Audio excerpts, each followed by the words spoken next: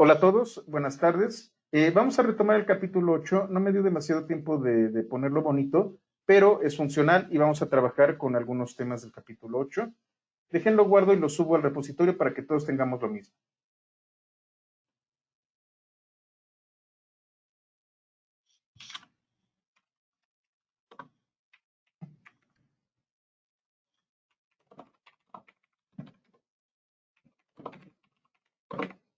Por cierto, el 15, bueno, dejen terminar.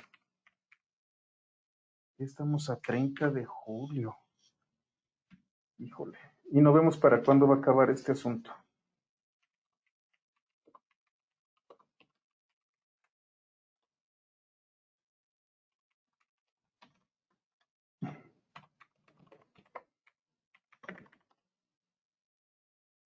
Ya está. Por favor, hagan git pull o git clone para tener todos los mismos apuntes. Aquí están. Buenas tardes.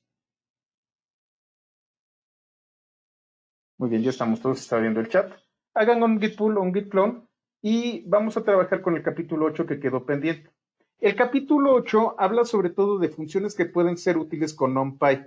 Como yo les comentaba, la siguiente semana vamos a empezar a trabajar con pandas y también si lo recuerdan, este era un curso de 30 horas y lo extendí a 40 horas para hacerlo mucho más ameno y con mayor contenido. Entonces, teóricamente íbamos a empezar a terminar la semana próxima. Nos vamos a extender una semana y espero añadir mayor material. Espero que estén de acuerdo con esto. De todas formas, también les recuerdo que debido a que la extensión es responsabilidad mía, ustedes cuando tengan el 80% de 15 sesiones, es decir,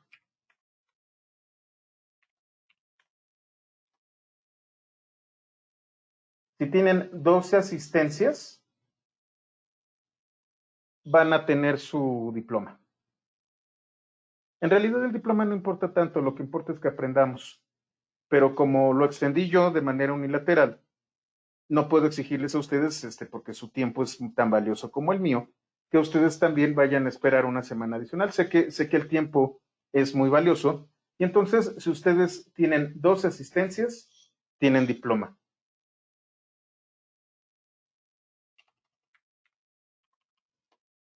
En realidad deberían de ser 16 asistencias, pero como lo extendí yo, se queda en 12.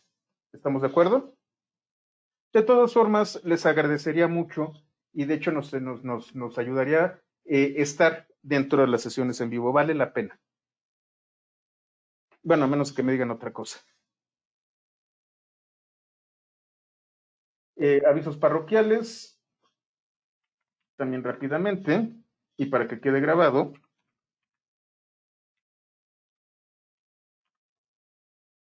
Este es el curso que más me piden, curiosamente fue el que más dudé en darlo. El de introducción a Django va a ser el 31 de agosto y ahora sí lo estoy dejando bien barato, 300 pesos. Si ustedes son clientes, se los dejo en 200 pesos, que equivale más o menos a unos $10. Cuando ustedes quieran, nada más me indican. Sí, claro que sí, Vladimir.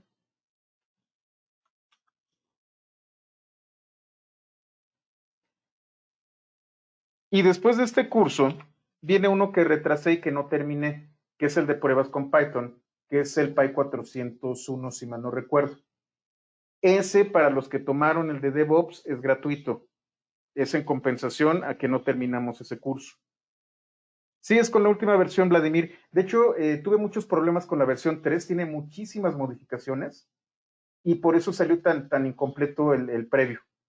Entonces, ahorita ya lo maduré, ya está funcionando de manera bastante robusta con la versión 3 de Django y lo voy a extender con otro que todavía no está anunciado, va a empezar el 14 de septiembre. Déjenme ver. Sí, el 14 de septiembre, recuerden, el 16 es feriado en México y se extendería hasta el 25. Serían 2 semanas y sería pruebas con Python. Este es gratuito para aquellos del curso que quedó inconcluso. El de Django, pues ya lo conocen. Pero, por ejemplo, tú, Omar, que estuviste en ese, el del 14 es gratuito. Lo voy a anunciar esta semana también.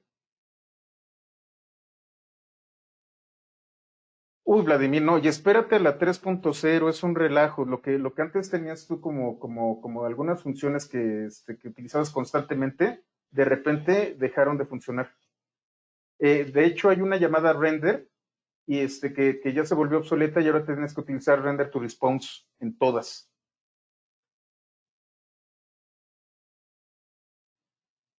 Y entonces, todo el código en donde tenías render, ya no lo puedes utilizar. Sí está pesada la modificación. Tratan de meter también comunicaciones asíncronas y en la versión 3.0 están bastante experimentales las comunicaciones asíncronas y entonces tienen que decir dónde carambas hacer ese tipo de operaciones. Sí hay muchos cambios con la versión 3 y todavía no son muy maduros. Si a mí me preguntan, yo les diría y les recomendaría que estuvieran con la última versión de la versión 2.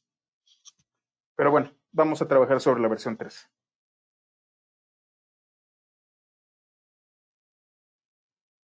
Es muchísimo trabajo, Vladimir, la verdad, y por eso estoy dando la versión 3, para que no tengan que retrabajar.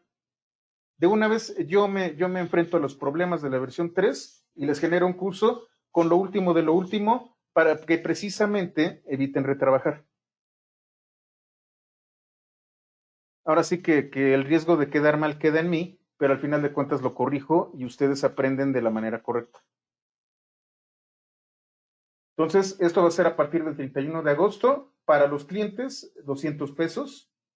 Y viene justo después, una semana, es la siguiente semana después de que termina uno de pruebas dirigidas, perdón, desarrollo dirigido a pruebas utilizando Python. Esta es la parte que me faltó con el diplomado de desarrollo con Django. En el desarrollo con Django, vimos Git y vimos contenedores y me faltó desarrollo orientado a pruebas. Esa parte de 2 semanas se las voy a reponer para aquellos que tuvieron ese curso. Y bueno, terminamos con los anuncios parroquiales. Espero volver a verlos. Recuerden, esto no es por dinero. Si realmente no tienen 200 pesos, yo lo entiendo. Son días difíciles. Y si necesitan una beca, pídanmelo y no hago preguntas. Simplemente les digo cómo hacerlo. Y con mucho gusto yo les disparo el curso. Los que no son mexicanos, esto de disparar el curso es invitarlo.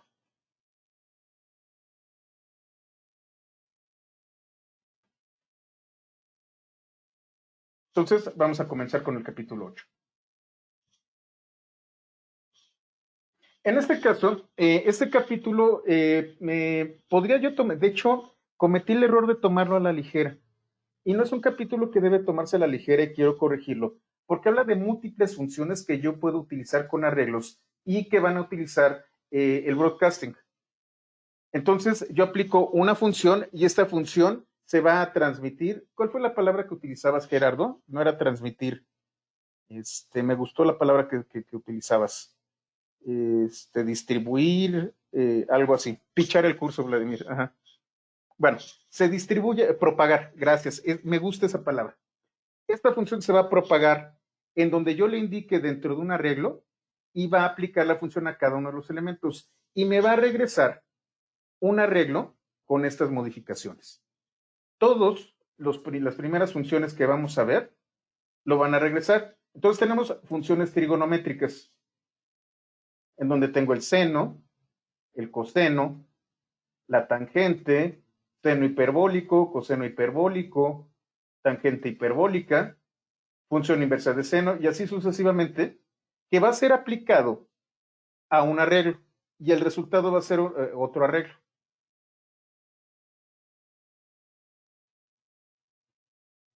Tenemos otra función que es arc tan2, ¿dónde está? Aquí está. Esta es muy particular. Aquí tú vas a tener dos arreglos.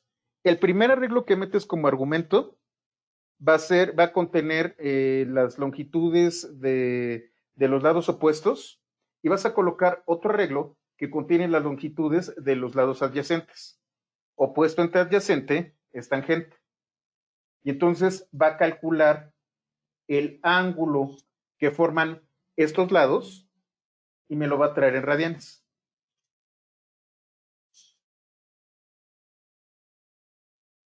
Tenemos también el cálculo de la hipotenusa de la misma manera, opuesto y adyacente, y me va a regresar un arreglo con hipotenusa. Tengo estos dos. Son idénticos. Es más de una vez.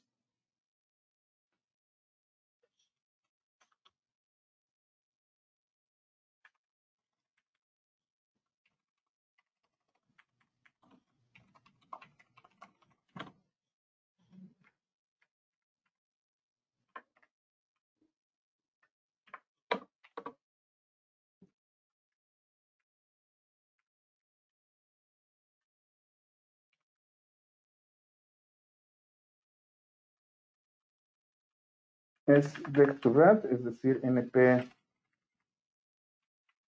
radians.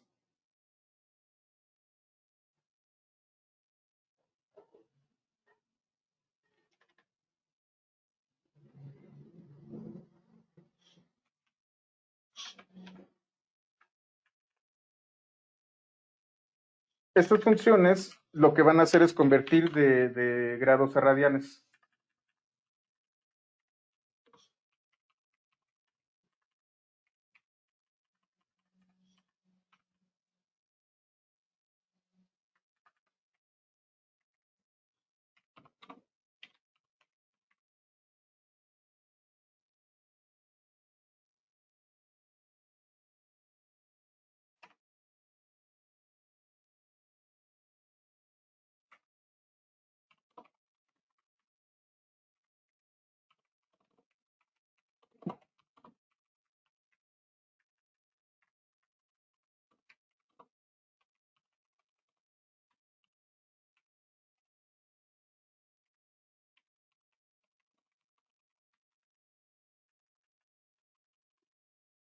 Esto es lo que hace, convierte de grados a radianes.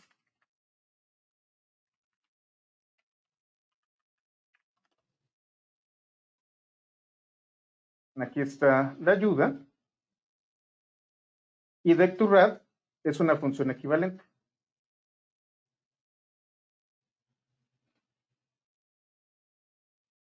Estas otras dos funciones es al revés.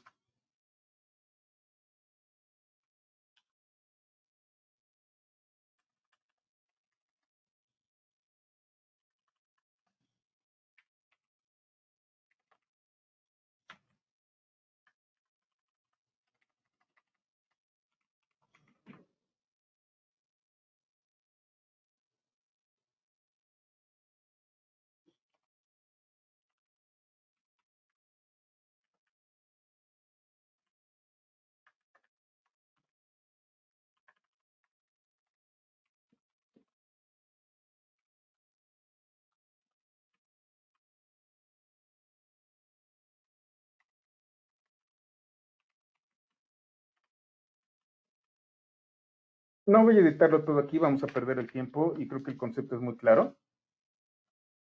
Y entonces aquí hay un ejemplo. Voy a tener dos arreglos, uno llamado opuesto, que está compuesto por puros unos y es de 4×4. Y voy a tener adyacente, que es puros unos. Esto, si ustedes recuerdan, forma un ángulo de 45 grados, de pi cuartos. Yo voy a utilizar la función arctan2, en donde tengo opuesto y adyacente, y voy a sacar el arco, bueno, voy a calcular la tangente de 45 grados.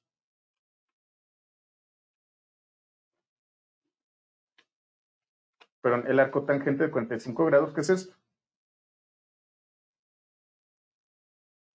0.7853.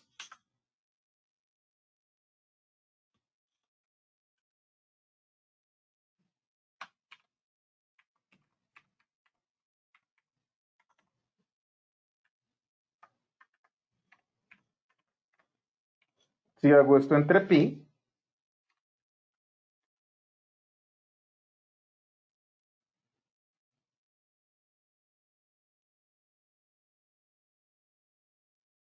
el 0, perdón, es casi 0.25, es pi cuartos. Si ustedes recuerdan, pi cuartos son 45 grados. Es más, vamos a hacerlo.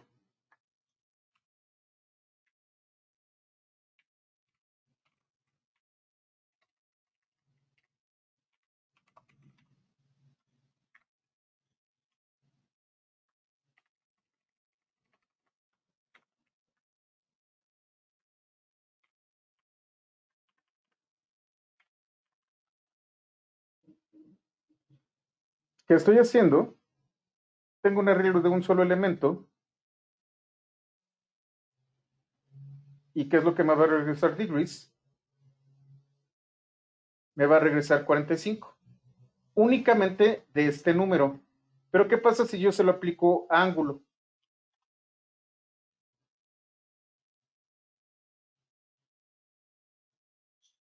Entonces puedo... ya, ahí está, perdón, estaba viendo el chat. Entonces es muy simple, también puedo calcular hipotenusas, puedo calcular tangentes, etcétera, etcétera. No tiene mucha ciencia. Si sabemos trigonometría, Sebastián, vas a tener que pegarle la trigonometría.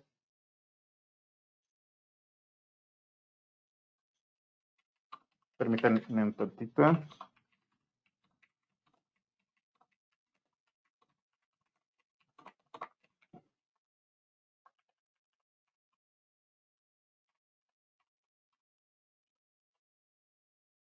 Listo. Ya. Perdón, disculpen. Tenemos funciones de valor, y aquí es en donde vienen los cambios. Voy a utilizar el formato que tengo aquí arriba para que quede más claro. Tengo valores absolutos, puedo redondear.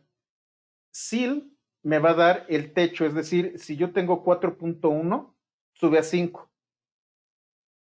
El valor absoluto me va a quitar, me va a dar el valor absoluto de cada elemento. Voy a redondear. Voy a exponer utilizando el número de Euler. Voy a elevar el número de Euler al número que tiene el arreglo. Esto es en vaso 2. Este es el valor absoluto, pero fijo. Floor es distinto a SIL. Este me va a dar, si yo tengo 4.9, me va a dar 4. Calculo el logaritmo en base E, logaritmo en base 10, el logaritmo de menos 1, logaritmo en base 2, adiciones con exponenciales y redondeos. Entonces, tengo funciones en donde los valores numéricos los puedo modificar. Voy a hacer, por ejemplo, un arreglo llamado números.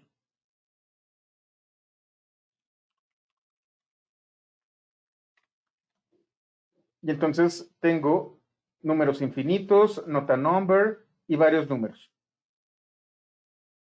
Si yo aplico abs, me va a dar el valor absoluto de cada uno de ellos, es decir, le va a quitar el signo.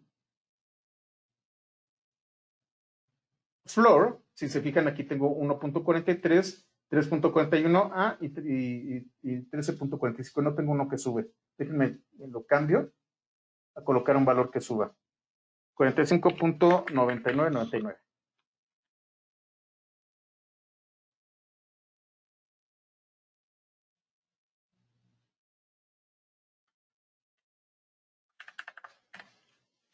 Ahí está, se los voy a colocar. Lo que hice fue colocar un número 45.999, que es casi 46. Si yo lo redondeara, subiría.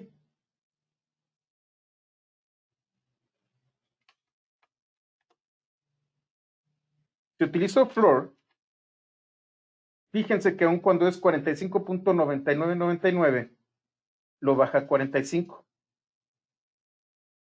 Si yo utilizo SIL, 13.45 sube a 14, 45.9999 sube a 46 y 3.41 bueno, menos 3.41, sube a 3. Recuerden, cuando es número negativo, subir significa que el valor absoluto del 3 es menor, no mayor. Si ustedes se fijan, tengo estos números especiales, infinito y not a number. Esta función no los afecta. Vladimir, cuando en Pandas hacemos un apply con funciones como floor, ceil, sum, sí, de hecho, lo que tú vamos a ver, Vladimir, es que tú tienes que tenerte estas funciones con apply para que pueda funcionar. Lo vamos a ver con Pandas. No es cualquier función, tiene que ser una función que tú puedas utilizarla para map y reduce o una función que tú puedas utilizar con transmisión. Round, hasta el redondeo.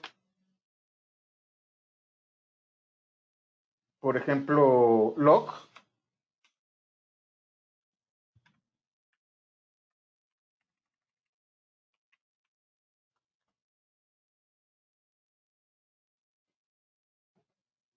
Saca los logaritmos. Esta advertencia me dice que estoy utilizando números que no son válidos como infinito y not a number, pero de todas formas pasa. Esto que ven ustedes aquí es una advertencia, no es un error. Y así sucesivamente puedo utilizar todas estas funciones.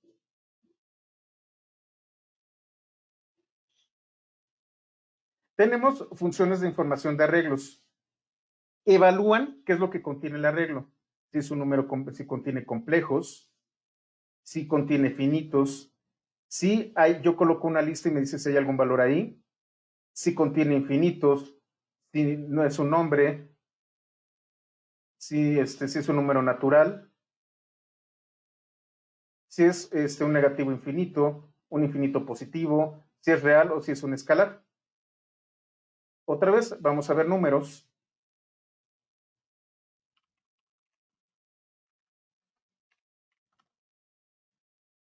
Y entonces va a evaluar cada elemento. ¿Es finito?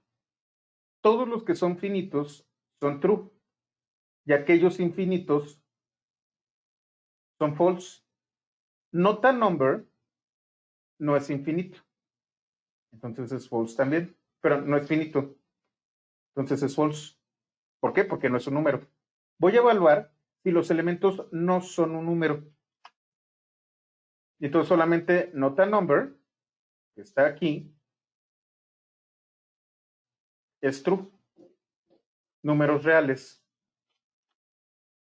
Todos son números en el ámbito de los reales. Y tengo funciones lógicas. Estas funciones lógicas toman en cuenta cada uno de los elementos como si fuera un booleano. Recuerden, vacíos o cero es false. None también es false. Todo lo demás es true. Entonces voy a crear un arreglo que se va a llamar booleana.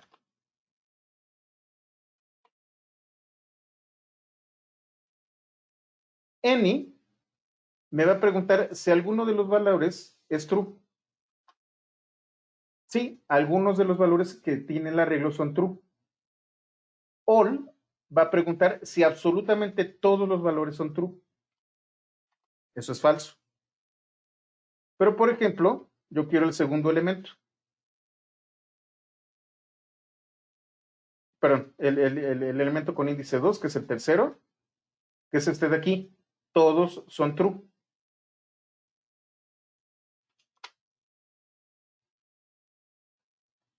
Tengo una negación lógica, es decir, los que son true son false y los que son false son true. Y entonces me lo invirtió. Tengo el logical or. Aquí yo tengo dos argumentos, el arreglo y el elemento con el que voy a hacer el or. Pero vamos a hacer más interesante esto.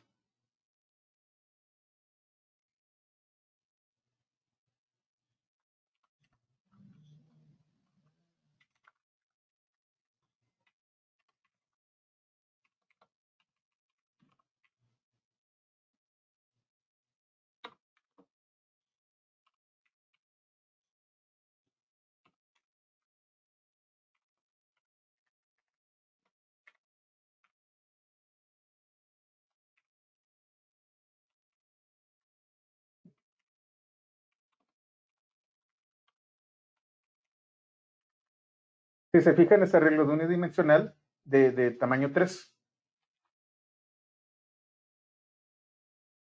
Quise mal, quise mal.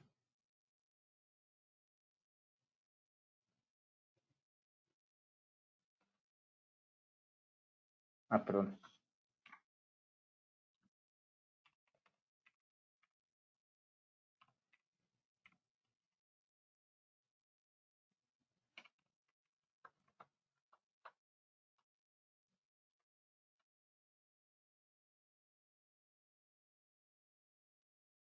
Creo que solamente está aceptando unos y ceros. Vamos a hacerlo. 1, 0, 1. Ahí está.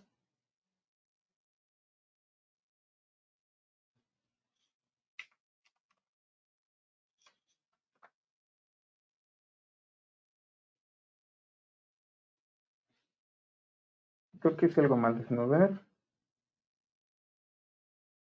NP array tal cual. Vamos a hacerlo. Ahí está. Y entonces yo puedo utilizar un logical AND.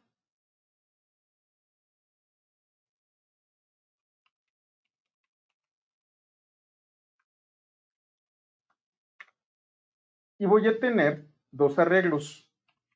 Booleana y otro booleano. Si ustedes se fijan, tengo un arreglo que es horizontal. Voy a utilizar la transmisión.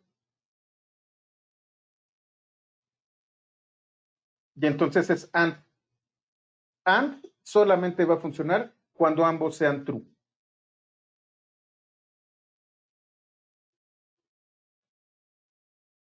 Entonces voy a colocar aquí booleana para que pueda recordar cuáles son.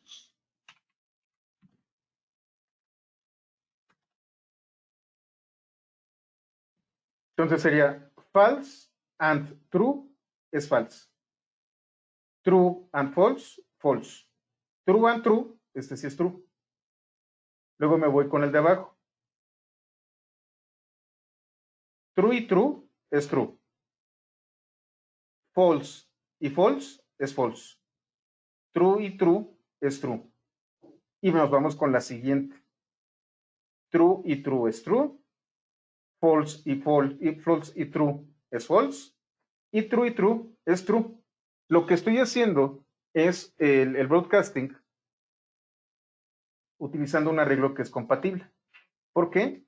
Porque su tamaño es 1,3. Cualquier cosa distinta de 0 es true.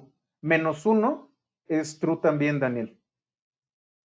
0 es el único valor entero que te da false. None también te da false. Un arreglo vacío ¿cómo se llama? O un objeto list vacío, o un objeto tuple vacío, o un objeto set vacío, es false. Una cadena de caracteres vacías también es false. Una cadena de caracteres con el carácter 0 es true.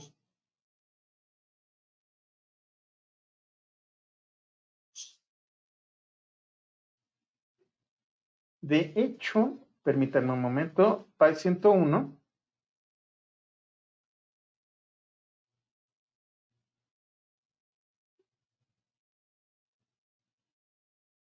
en Py 101 tipos básicos, no, expresiones con operadores.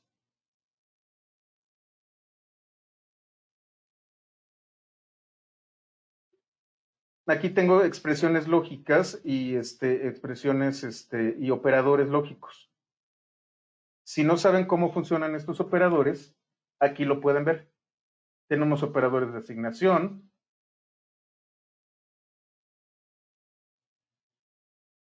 Vemos lo que es una tabla de verdad. Cómo funcionan los operadores OR, NOT, XOR, AND, etcétera, etcétera. Y aquí hago algunos ejemplos de cómo funciona.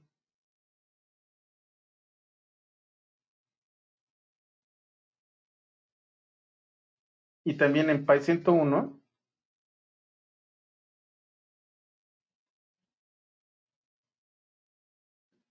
En tipos de datos. Ah, caray, ¿por qué dos? Ah, es por el de P minúscula. No me había fijado. No, es en las funciones.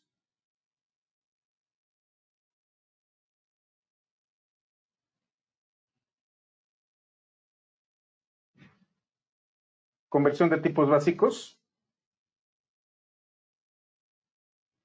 Aquí también tengo algunos ejemplos de cómo utilizar la función bool que convierte en booleanos. Y entonces el 0 equivale a false, el valor non equivale a false, una colección vacía equivale a false, y cualquier otro objeto, aun cuando sea negativo, es true.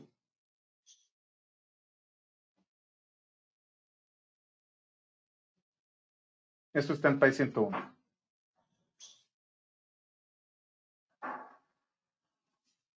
Y estas son las que me gustan más. Estas son a las que les voy a colocar mucho amor y con las que me están retrasando, porque, como les digo, soy malísimo en LaTeX y tengo que utilizar LaTeX para que salgan las ecuacioncitas.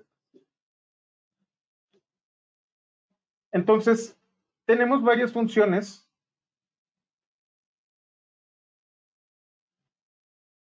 que andaban por aquí. Ah, creo que las eliminé. Bueno, tengo esta, poly1D, que me va a generar un polinomio algebraico de esta forma.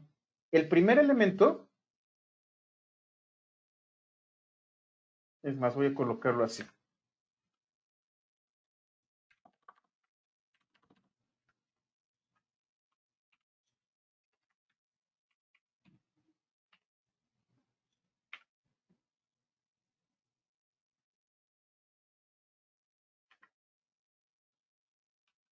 Tienes C1, C2,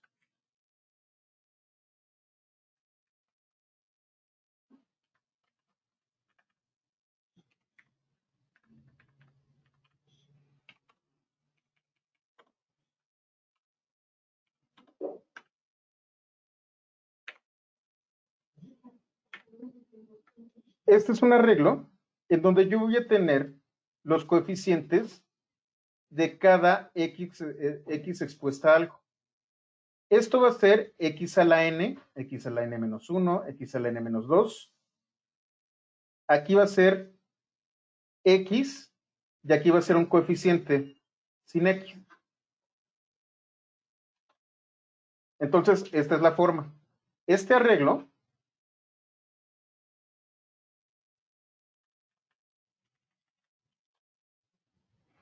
lo que está haciendo es describir el coeficiente para x a la n. El siguiente es coeficiente para x a la n menos 1, para x a la n menos 2, y así sucesivamente, hasta el coeficiente n a la x, y luego el último es el coeficiente que no está relacionado con la c. Entonces, puedo tener un polinomio que podría ser 2x cuarta más 4x cúbica menos 3x cuadrada. Si se fijan, aquí no hay un coeficiente para la x, significa que es 0, y luego 0.5. Cuando yo utilizo NP poly 1D, tengo una ecuación. Y esta ecuación yo puedo aplicarle algunas funciones. Por ejemplo, polyder calcula la derivada de la ecuación.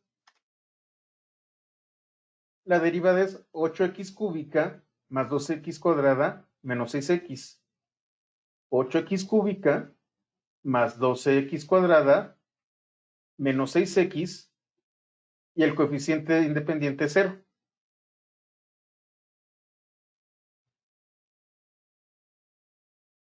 Voy a quitar esto no va aquí. Y también puedo sacar integrales indefinidas. Entonces, polyint es de integral. Esto lo voy a quitar. Estuve trabajando sobre ello. Como les digo, soy malísimo para esto.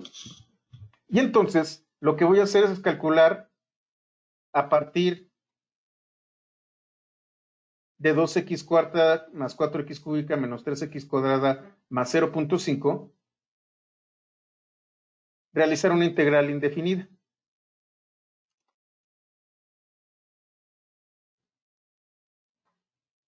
Y entonces esta es la integral. 0.4x quinta más x cuarta menos x cúbica más 0.5x más c. Y entonces esto que tengo aquí corresponde a la integral indeterminada. Entonces ya no tenemos que preocuparnos por hacer un algoritmo que calcule la integral de un polinomio, sino que lo podemos utilizar directamente con NumPy. ¿Todo bien hasta aquí?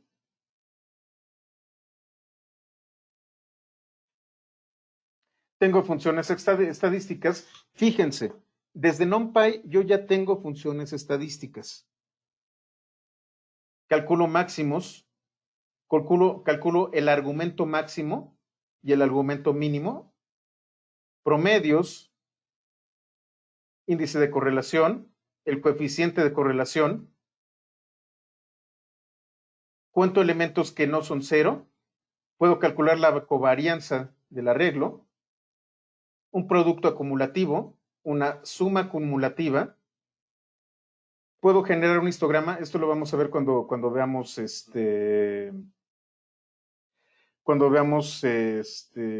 Matplotlib. Automáticamente me genera el histograma y con esto yo puedo generar la gráfica. Calcula máximos, medias, mediana, mínimos.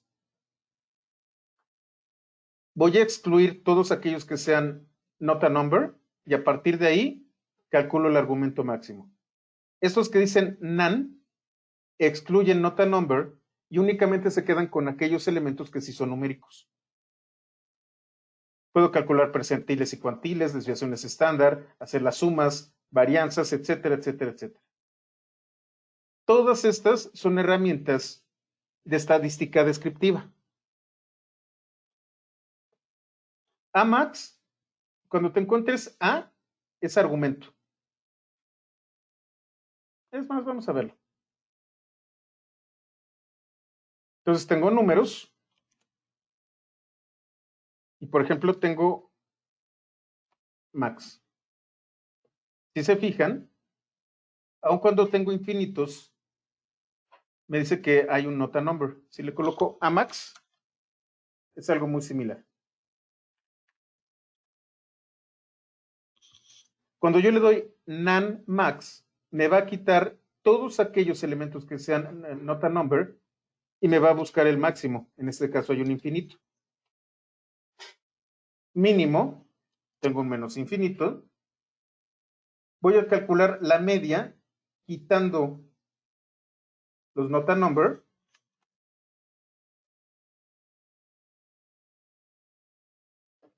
¿Por qué está saliendo not a number? Porque tengo infinitos. La teoría me dice que hay infinitos de diversas densidades. De hecho, volvemos al tema de los Avengers. Quedé fascinado con la película porque plantea muchas cosas.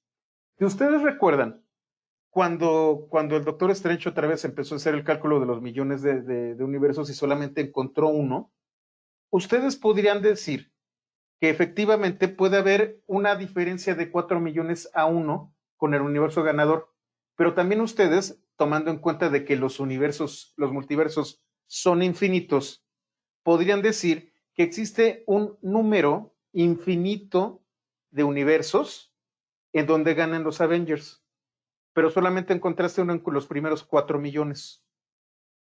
La densidad del infinito en donde ganan los Avengers es mucho menor a la densidad de todos los infinitos. Y esto significa que ustedes no pueden comparar infinito con otro infinito. Perdón, Arlene. ¿Entienden ese concepto de densidad de infinitos?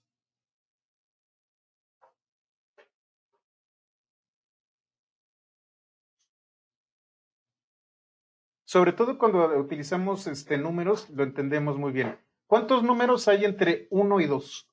Infinito. ¿Y cuántos números hay entre 1.5 y 1.6? Es infinito también. Pero la densidad de infinitos entre 1 y 2 es mayor entre 1.5 y 1.6.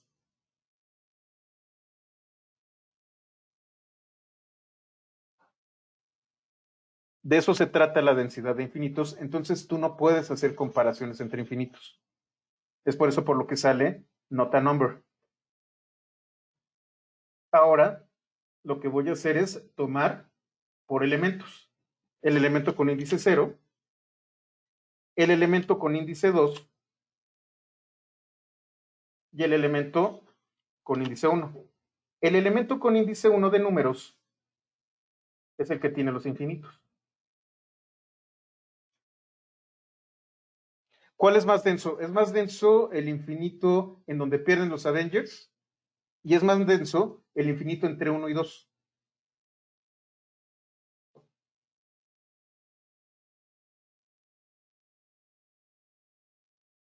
¿Por qué, Isaac? Porque tuviste que buscar entre 4 millones de universos para encontrar uno en donde ganaban. La relación es 4 millones a 1. Pero eso no significa que solo haya uno. Hay un número infinito de universos, pero solamente encontraste uno en los primeros 4 millones. Efectivamente, vamos a hablar de Cantor y dimensiones fraccionadas y cosas por el estilo. Y de 1.5 a 1.6 hay mayor densidad entre 1 y 2. Es de entero a entero y aquí es de entre decimal y decimal. Está muy bonito, eso es teoría de números y vamos a ver algún día, yo calculo que el próximo año, vamos a hablar las leyes de Cantor y vamos a hablar de estos números en donde tenemos dimensiones fraccionarias y cosas por el estilo. Está bien, bien bonito. Y entonces hablamos de otros temas que vienen, que justamente son la razón de por qué existe el aprendizaje estadístico. De repente nos vamos a encontrar con sistemas no lineales, en donde yo no puedo hacer una regresión tradicional. Sin embargo, ocurre que existen sistemas dinámicos no lineales que pueden tener atractores, y entonces podemos definir cierto tipo ¿cómo se llama? Cierto tipo de patrón dentro de ciertos parámetros bien definidos. Y entonces lo que vamos a hacer es calcular la probabilidad de ocurrencias de un fenómeno cercano a estos atractores. Es bien, bien interesante el tema de sistemas dinámicos no lineales. De hecho, ese era el segundo tema de mi tesis. Mi tesis iba a ser, no, desafortunadamente me casé y se me olvidó la tesis, pero mi tesis de maestría iba a ser sobre reliability y sistemas dinámicos no lineales. Ya me regañaron. No desafortunadamente. Afortunadamente me casé, pero se me olvidó la tesis. Ya me regañaron, perdonen ustedes.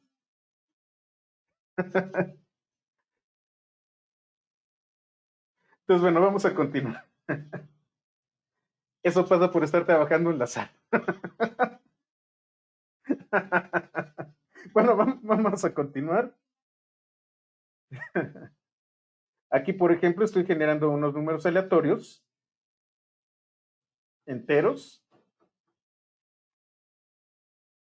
Es un arreglo de 20 números aleatorios. Y aquí hago el cálculo del histograma. Tengo varios elementos. Tengo un rango que tengo aquí, que son las ocurrencias que tengo acá. Estos son mis rangos de ocurrencia y estas son las ocurrencias que voy a encontrar. Si ustedes se fijan, 5 más 3, 8, más 5, 13, más 2, 15, más 1, 16, más 1, 17, más 1, 19, 20. Mi espacio muestral es de 20. Y aquí yo estoy definiendo rangos para el histograma.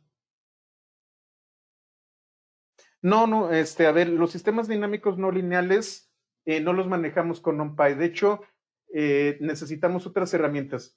como son no lineales, es muy difícil que el cómputo los pueda manejar a través de un programa. Lo hacemos a través de análisis de probabilidades.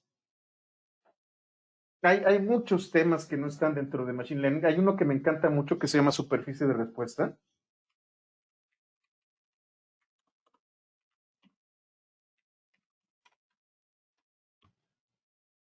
Que se parece mucho al de gradiente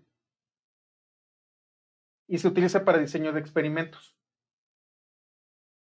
Entonces, ustedes lo que van a hacer es tratar de identificar en 3 dimensiones, ajustando algunos factores, pueden hacer experimentos multifactoriales, y poder predecir de alguna manera una superficie, como su nombre lo indica, pero una superficie tridimensional del comportamiento de los otros factores que quedan como variables. Esto tiene que ver con análisis multifactorial. Tratan de ustedes congelar un sistema dinámico con restringiendo los factores que inciden sobre el fenómeno y dejando únicamente 3 para poder moverse. Entonces lo que están haciendo es controlar algunos factores e identificar algunos otros que no son tan controlables. El chiste de la ingeniería de calidad es justamente el control. Van a haber algunos elementos que podemos controlar, algunos que no podemos controlar y vamos a tener ruido. Es bien interesante. Entonces, todo esto tiene, yo lo estudié, no tanto en el tema de inteligencia artificial o deep learning, sino en procesos industriales. Cómo haces mezclas de pinturas, cómo trabajan los químicos, cómo es un flujo turbulento y cómo ustedes pueden controlarlo. Todo este tipo de cosas que se utiliza desde los 40 del siglo pasado para producción industrial, lo podemos interpolar de manera no sencilla, pero sí análoga con lo que estamos viendo con Machine Learning, Deep Learning y todas estas cosas de inteligencia artificial. Al final de cuentas son matemáticas que conocemos desde hace al menos 2 siglos. Cantores de los 900, del siglo XX. Y entonces ya empezamos a hablar de caos, y empezamos a hablar de fractales, y empezamos a hablar de otras cosas, en donde también lo que nosotros, cuando ya no encontramos un modelo probabilístico, tratamos de ajustar un modelo al tanteo, a la realidad, la triste realidad, es que los modelos de inteligencia artificial y aquellos que tienen que ver con aprendizaje es ensayo y error. La gran ventaja que tenemos es que tenemos una cantidad muy fuerte de cómputo que permite hacer ensayo y error en cuestión de segundos de múltiples factores. Digamos que es como el burro que tocó la flauta, nada más que tenemos miles de millones de burros y miles y millones de flautas.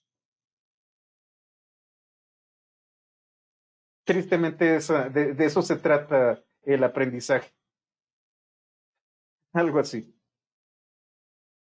Normalmente cuando hablamos de Machine Learning y Deep Learning es cuando no tenemos herramientas estadísticas tradicionales para poder predecir un fenómeno.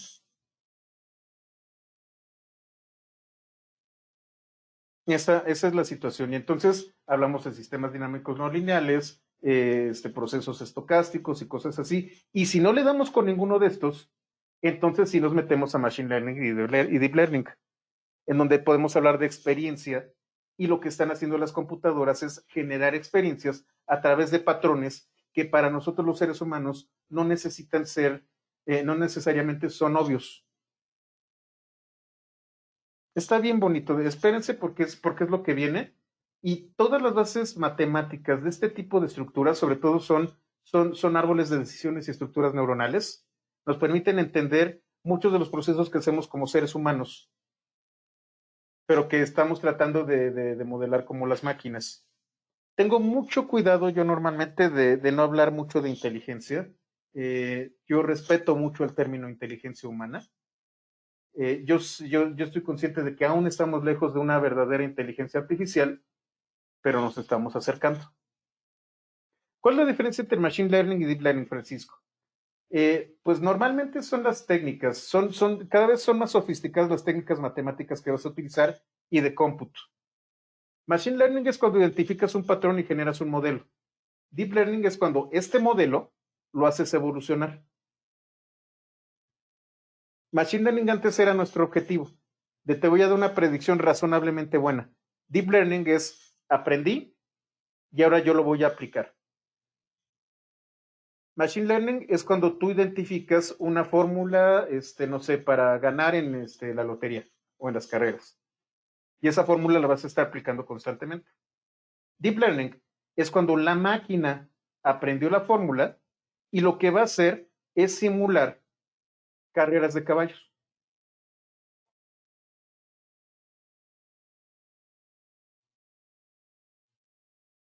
GPT-3, ahí no me acuerdo qué es GPT-3, ¿me lo mencionas? GPT-3. Ah, ya, ok. Sí, para modelos de lenguaje. Ujú. Ok, ya. Gracias, Leonardo. Entonces, bueno, este es apenas el principio, apenas estamos llegando a la parte de estadística descriptiva. Sigue estadística inferencial, que tiene mucho que ver con aprendizaje estadístico. Después de aprendizaje estadístico, otra vez una repasada de álgebra lineal y otra de redes. Y una vez que conocemos de álgebra lineal y redes, entramos a Machine Learning y luego vamos a entrar a Deep Learning. Gerardo, efectivamente, primero aprendes, primero que antes nos conformábamos con tener un modelo. Ahora ya no nos conformamos con eso, sino que hacemos que la misma máquina se encargue de que este modelo genere nuevos modelos. Eso es Deep Learning. Y entonces tenemos el aprendizaje supervisado, no supervisado y nuevamente Deep Learning, en donde la máquina se encarga absolutamente de todo e inclusive trata de reproducir el fenómeno a partir de los datos del modelo.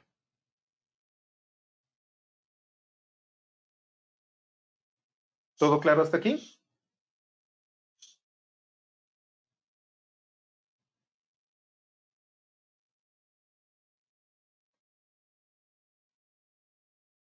¿Todo bien? Perfecto. Esta sesión va a ser rápida, únicamente voy a retomar esto. Ya estamos por terminar. Mañana vamos a terminar los últimos 3 capítulos. Como les digo, me faltó tiempo para darle amor y quiero que quede mucho más bonito que como lo estoy haciendo ahorita. Quiero tener una muy buena plática con ustedes con respecto al lenguaje natural. Vamos a hablar sobre córpora, vamos a hablar sobre el peso de las palabras, sobre el concepto de análisis de sentimiento y todo este tipo de cosas. Déjenme lo desarrollo bien porque está bastante escueto. Y a partir de ahí, vamos a aplicarlo al caso de análisis de tweets. Y de paso, pues damos tiempo a ver si nos autorizan, que lo dudo mucho, para serles honesto. La última vez se tardaron una semana en contestar. Algunos de ustedes lo recordarán con PAI 121. A ver si es posible que a las personas que les faltan sus credenciales para la API de Twitter, lo podamos hacer. Sin PAI, es más, déjenme ver si podemos ver sin PAI y adelantarlo un poquito. Sí, vamos a trabajar. Vamos a ver el capítulo 15 y dejamos para mañana el capítulo 13 y 14. SymPy es una biblioteca que es la base para el cómputo simbólico. Ustedes vieron en el capítulo 8 que ya empezamos nosotros a utilizar coeficientes, como lo vimos aquí en aquí para utilizar polinomios, en donde yo estoy haciendo un arreglo y en realidad son coeficientes de x elevada a algo en particular. Cuando nosotros utilizamos SymPy, vamos un paso más allá.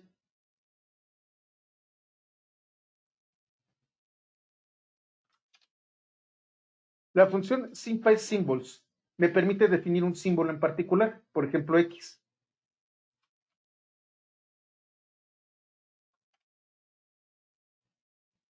Déjense terminar de instalar. Ya está, ya está. ¿Qué pasa si yo le digo X más 1? En este momento, X no tiene ningún valor. Es un objeto de tipo símbolo. X más 1 es esto. 2/3 más x es esto de aquí. X al cuadrado es esto de aquí. Vamos a colocar, por ejemplo, x elevada a la 1/2. Esto es raíz de x. Solamente vamos a ver una pequeña demostración. El próximo año voy a estar trabajando con esto y con otras herramientas de SymPy más avanzadas para utilizarla y generar ecuaciones que se resuelven como, creo que matemática lo hace. Dejen cerrar algunos micrófonos. Ya está.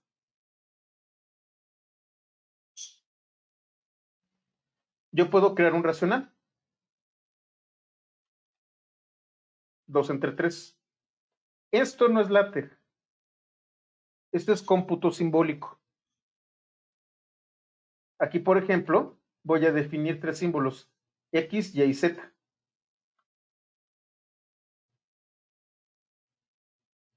Y tengo también una función llamada f. F de X es esto de aquí. Entonces, f va a ser una función de X.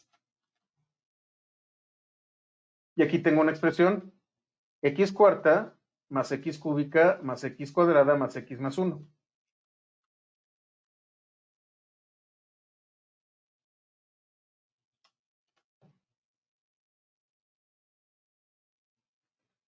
Acabo de hacer la derivada en función de X.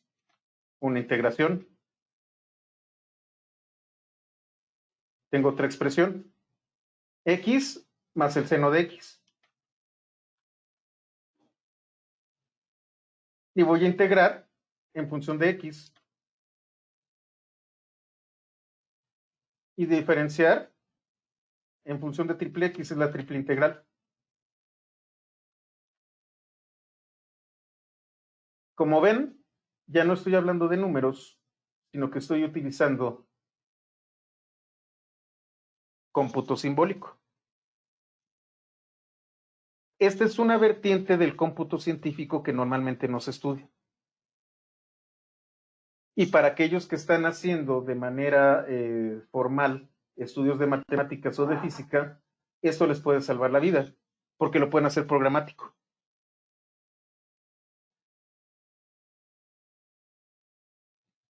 ¿Ya van entendiendo de por qué el potencial de Python? A partir de esto, el universo, no el cielo, es el límite. Entonces, para mañana vamos a ver los últimos capítulos y, y les platico. El último capítulo realmente que queda es Introducción a Análisis del Lenguaje Natural. Sí, Vladimir, de hecho te das cuenta de que es algo que si lo hubieras aprendido antes, te hubiera ahorrado muchísimos dolores de cabeza.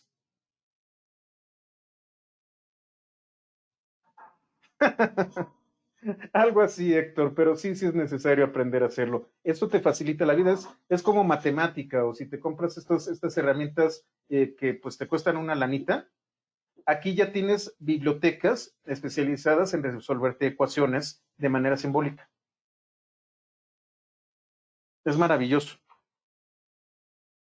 Y entonces, y ahí es en donde sí empieza la cosa interesante. En lugar de estar sufriendo de que se te olvidó por ahí colocar el signo de menos, te enfocas en lo realmente importante, que es el resultado de la ecuación.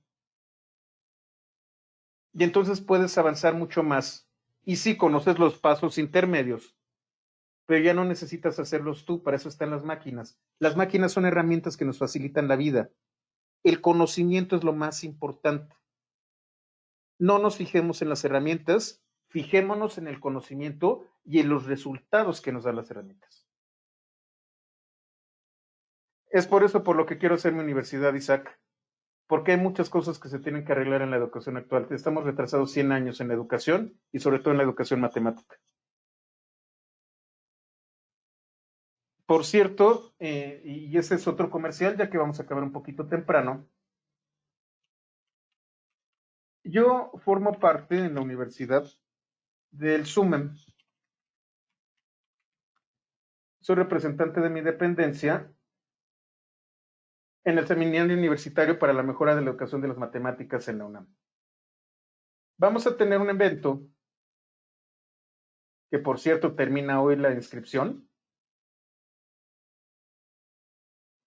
Perdón, vámonos para acá. Es gratuito. Y aquí hablamos de matemáticas.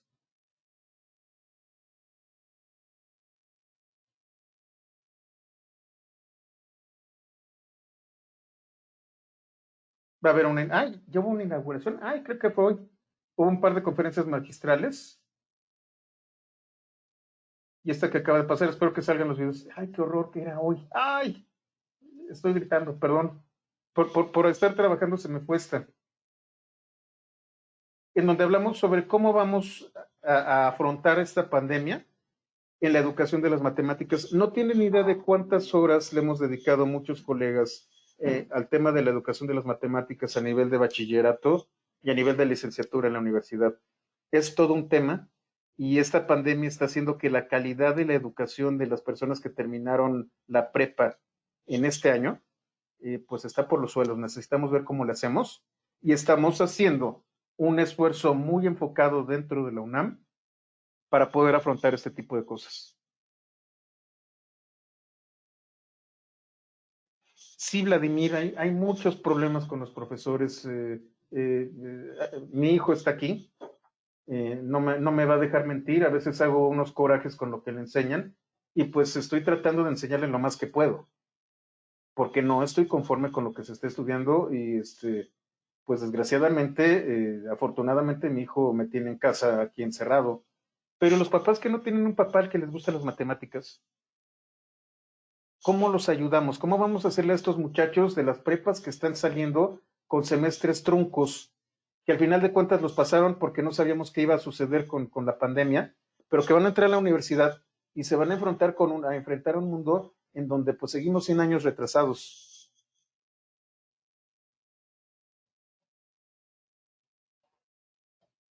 Es otro de los motivos por los que nació Pythonista. Pythonista se va a enfocar mucho a ciencias y matemáticas y Cloudebel a los temas un poquito más terrenales de programación y de DevOps y de Linux y cosas por el estilo.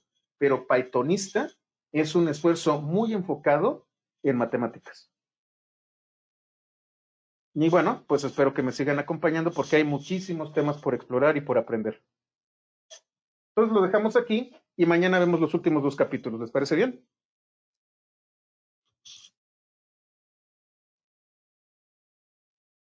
Perfecto. Espero que les esté siendo útil esto. La verdad, disfruto mucho esto. Me encanta hablar de estos temas, me apasionan. Y bueno, ojalá a ustedes también los ayude a que los entusiasme un poquito más. Hasta mañana.